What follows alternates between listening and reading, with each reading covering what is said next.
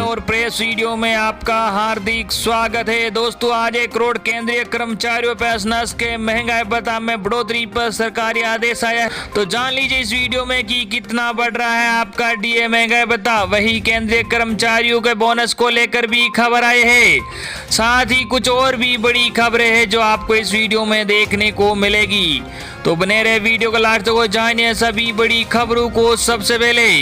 इससे पहले अगर आपने अभी तक भी इस वीडियो पर एक लाइक नहीं किया हो तो एक लाइक कर दी, क्योंकि आपका एक लाइक ही हमारी मेहनत का फल होता है। वही चैनल को भी फ्री में सब्सक्राइब नहीं किया हो सब्सक्राइब कर लीजिए, ताकि आगे भी आपको कर्मचारियों पेंशनर से जुड़ी हर एक अपडेट सबसे पहले देखने को मिलती रहे। दोस्तों, कर्मचारियों और पेंशनर से जुड़ी खबरों को जानने से पहले सभी देशवासियों के लिए अनलॉक 5 में केंद्र सरकार की नई गाइडलाइन के अनुसार दशहरा, दुर्गा पूजा और दीपावली पहले बड़े त्योहारों से पहले क्या खुलेगा और क्या बंद रहेगा, जान लीजिए अनलॉक 5 के नए दिशा निर्देश। जी हां, आपको बता दें कि दशहरा, दुर्गा पूजा और दिवाली जैसे बड़े त्योहारों से पहले केंद्र सरकार ने अनलॉक 5 के दिशा निर्देश जारी कर दिए हैं। गृह मंत्रालय के नए दिशा निर्देशों में कई क्षेत्रों में काफी हद तक रियायत दी गई है और स्कूल, कॉलेज और सिनेमा हॉल खोलने को लेकर स्थिति साफ की गई है। हालांकि कंटेनमेंट जोन में 31 अक्टूबर तक सख्ती बरतने का निर्देश है और नियमों का उल्लंघन करने वालों के लिए सजा का प्रावधान अभी भी बरकरार है। जानिए सरकार की नई गाइडलाइंस क्या कहती है। जी हाँ, स्कूल और कॉलेज कोरोना लॉकडाउन के बाद मार्च से देश भर में बंद स्कूल कॉलेज 15 अक्टूबर से खोले जाएंगे। हालांकि इस मसले पर अंतिम फैसला राज्यों और इससे जुड़ी संस्थाओं पर छोड़ा गया है। केंद्र सरकार के मुताबिक 10 साल से कम उम्र के बच्चे खतरे वाले समय में है, इसलिए उनके स्कूल खोलने का फैसला स्कूलों से सलाह करके लिया जाएगा। नाबालिग छात्रों को स्कूल जाने का फैसला उनके अभिभावकों की सहमति से ही होगा। इस दौरान हाजिरी अनिवार्य नहीं होगी। गृह मंत्रालय का कहना है कि ऑनलाइन और डिस्टेंसिंग लर्निंग को अभी भी प्राथमिकता और प्रोत्साहन दिया जाएगा। नई गाइडलाइन के तहत सरकार ने 15 अक्टूबर से cinema hall, multiplex, exhibition hall और एंटरटेनमेंट पार्क खोलने की अनुमति दे दी है। हालांकि इन्हें कुछ प्रतिबंधों के साथ खोला जाएगा।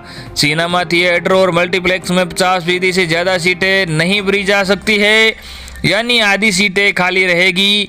ये छूट कंटेनमेंट जोन वाले इलाकों को नहीं मिलेगी। सरकार के मुताबिक इसके लिए अलग से गाइडलाइंस भी जारी की जाएगी। इन जगहों को अब तक इसलिए बंद रखा गया था क्योंकि आशंकाएं थी कि यहाँ अक्सर भीड़ होती है। मास्क और फिजिकल डिस्टेंसिंग सभी सार्वजनिक स्थानों, दफ्तरों और सार्वजनिक वाहनों में यात्रा के दौरान मास्क पहनना अनिवार्य है। इन जगहों पर लोगों को फिजिकल डिस्टेंसिंग 2 गज की दूरी बनाए रखना भी अनिवार्य होगा। मकानों में भी फिजिकल डिस्टेंसिंग का ख्याल रखना जरूरी होगा। सार्वजनिक स्थानों पर थूकने पर तय नियमों के मुताबिक जुर्माना लगाया जाएगा। आरोग्य सेतु ऐप का इस्तेमाल दफ्तरों में सुरक्षा सुनिश्चित करने के लिए कर्मचारियों को आरोग्य सेतु ऐप इंस्टॉल कराने और इसका इस्तेमाल कराने की हर संभव कोशिश होनी चाहिए। जिला प्रशासन अपने स्तर पर लोगों को आरोग्य सेतु इस्तेमाल करने के लिए प्रोत्साहित करेगा। राज्य और केंद्र शासित प्रदेशों के लिए भी निर्देश। जी हां, राज्य और केंद्र शासित प्रदेशों की सरकारें अपनी सुविधा के लिए गृह मंत्रालय के निर्देशों में ढील नहीं दे सकेगी। राज्यों और केंद्र शासित प्रदेशों में केंद्र की मंजूरी के बिना लॉकडाउन भी नहीं लगाया जा सकेगा। राज्य कुछ शर्तों के साथ 100 से ज्यादा लोगों को इकट्ठा होने की इजाजत दे सकते हैं। राज्यों के अंदर और राज्य के बाहर आवाजाही पर कोई प्रतिबंध नहीं होगा। पैसेंजर ट्रेनें, घरेलू उड़ानें और वंदे भारत मिशन के तहत अंतर्राष्ट्रीय उड़ानें पहले की तरह जारी रहेगी। जहां तक मुमकिन हो लोगों को वर्क फ्रॉम होम, घर से काम करने की सुविधा दी जाए। दफ्तरों और अन्य जगहों पर थर्मल स्क्रीनिंग और सैनिटाइज की व्यवस्था भी की जाए। अगली बड़ी खबर 1 अक्टूबर से बदल जाएंगे आम लोगों से जुड़े ये नियम। आपके लिए जानना है जरूरी। जी हां, आपको बता दें कि कोरोना काल में सरकार ने कई तरह की रियायतें दी है, जिनकी इसमें सीमा 30 सितंबर को खत्म हो गई है। वही 1 अक्टूबर से बैंक, वाहन, ड्राइविंग लाइसेंस और जीएसटी रिटर्न समेत कई नियमों में बदलाव हो गए हैं, जिससे आम जनता को राहत मिली है। आइए जानते हैं 1 अक्टूबर से किन नियमों के जरिए आपको फायदा होगा और किससे नुकसान उठाना पड़ेगा। इन नियमों से आम जनता को मिलेगी राहत, कर्ज सस्ते होंगे। जी हां, एसबीआई कर्ज की ब्याज दरों को रेपो रेट से जोड़ने जा रहा है। इससे ग्राहकों को करीब 0.30% तक सस्ती दरों पर होम और ऑटो लोन मिल सकेगा। Union bank of India, central bank of India, Punjab national bank, Indian bank, federal bank भी ये फैसला लागू करेंगे।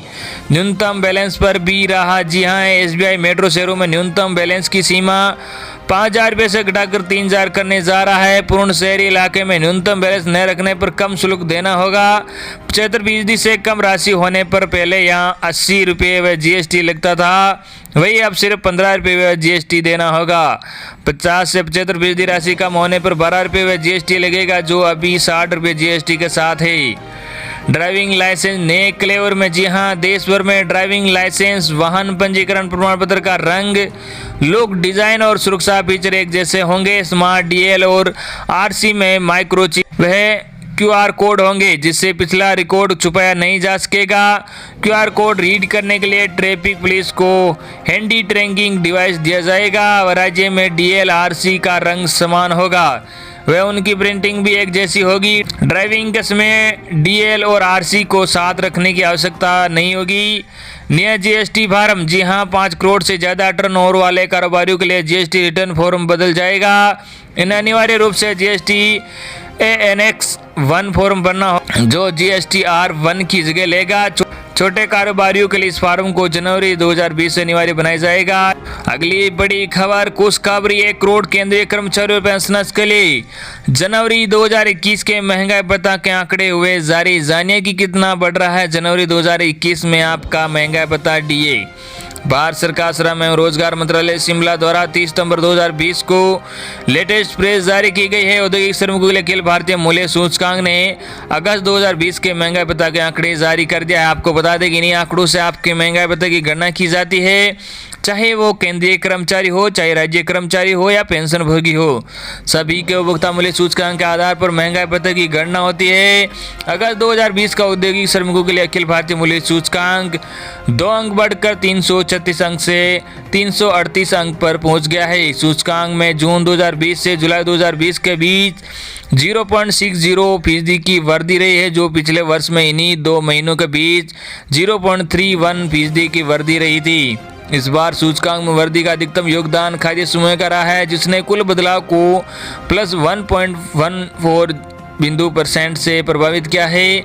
31 केंद्रों का सूचकांक अखिल भारत सूचकांक से ऊपर तथा 47 केंद्रों का सूचकांक राष्ट्रीय औसत से नीचे रहा है। तो दोस्तों, जनवरी 2021 के महंगाई भत्ता फाइनल के लिए जुलाई 2020 और अगस्त 2020 तक के आंकड़े आ चुके हैं। इन्हीं 6 महीनों के आंकड़ों के आधार पर आपके महंगाई भत्ते की गणना होती है। जुलाई 2020 से अगस्त 2020 तक के आंकड़ों से महंगाई भत्ता 26% तक पहुंच गया है। जनवरी 2020 से जून 2020 के आंकड़ों के अनुसार अब तक आपका डीए 24% पर पहुंच गया है, लेकिन सरकार ने अभी डीए को फ्रीज कर रखा है और अभी डीए का 17% ही दिया जा रहा है। लेकिन सरकार आपको 1 जुलाई 2021 से 30 जून 2021 तक जो महंगाई के आंकड़ों के अनुसार आपका महंगाई भत्ता सीपीआई इंडेक्स के आंकड़ों के अनुसार जो बनेगा, वो जुलाई 2021 से आपको सैलरी के साथ मिलने लग जाएगा। अभी तक के आंकड़ों के अनुसार आपकी सैलरी में जुलाई 2021 से कम 15% की सीधी बढ़ोतरी देखने को मिलेगी। तो आप इसी तरह हर महीने लेबर ब्यूरो के महंगाई के आंकड़ों को देखते रहिए हमारे चैनल के साथ और जानते रहे कि डीए में बढ़ोतरी कितनी हो रही है और जुलाई 2021 से कितना डीए मिलेगा। वही अगली बड़ी खबर, दुर्गा पूजा शुरू होने में अब सिर्फ 15 दिन शेष। बोनस की घोषणा नहीं होने से रेल कर्मचारियों के बीच अटकलों का बाजार भी गर्म। जी हाँ, आपको बता दें कि दुर्गा पूजा शुरू होने में अब सिर्फ 15 दिन बचे हैं। इसके बावजूद भी अब तक रेल कर्मचारियों को मिलने वाले बोनस की घोषणा नहीं हुई है। बोनस की घोषणा नहीं होने से रेल कर्मचारियों की धड़कनें तेज हो गई है। महकमे में इसकी चर्चा भी होने लगी है कि कहीं कोरोना काल में उन्हें हर साल मिलने वाला बोनस छीनने जाए। बता दें कि all India railway men's federation ने इस बार भी रेलवे कर्मचारियों के लिए 38 दिनों के बोनस की मांग की है। धनबाद रेल मंडल के 20,000 कर्मचारियों में तकरीबन 36 करोड़ बटेंगे।